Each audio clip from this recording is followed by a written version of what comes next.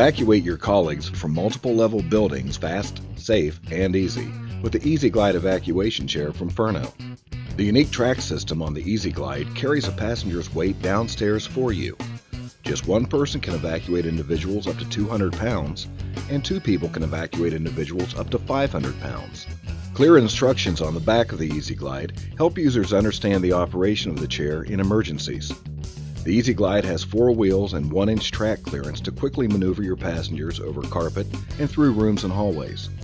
A full range of features, such as extending handles, restraints, and a footrest, give your passenger a sense of security and reduce your chance of injury during the evacuation. The EasyGlide folds and hangs for convenient placement and quick deployment during emergencies. The chair is easily carried back upstairs for additional evacuations if needed. Facility administrators can have confidence in the EasyGlide with its 15-year warranty. For more information, contact Furno at 877-733-0911 or visit evacuation.furno.com.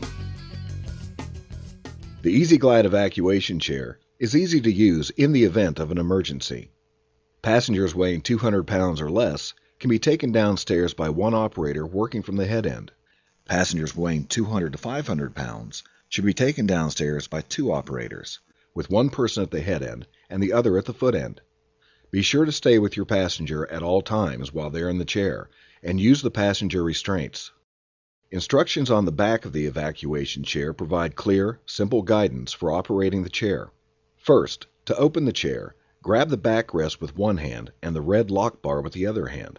Pull the lock bar forward and pull the seat away from the backrest until it is fully unfolded onto the floor and the lock engages. Make sure the lock is engaged. Second, squeeze the red release tabs together with one hand and raise and lower the lift handle to a comfortable position with your other hand. Make sure the lift handle is locked in place. Third, grab the track release bar and pull it back until the track opens and locks into the fully extended position. Make sure the lock is engaged by trying to push the track closed. With the chair ready, set the wheel locks and seat the passenger. Extend the footrest and restrain the passenger's feet, waist, and torso with the available restraints. Fourth, to begin going downstairs, disengage the wheel locks and roll the front of the chair to the stairs and tilt the chair back.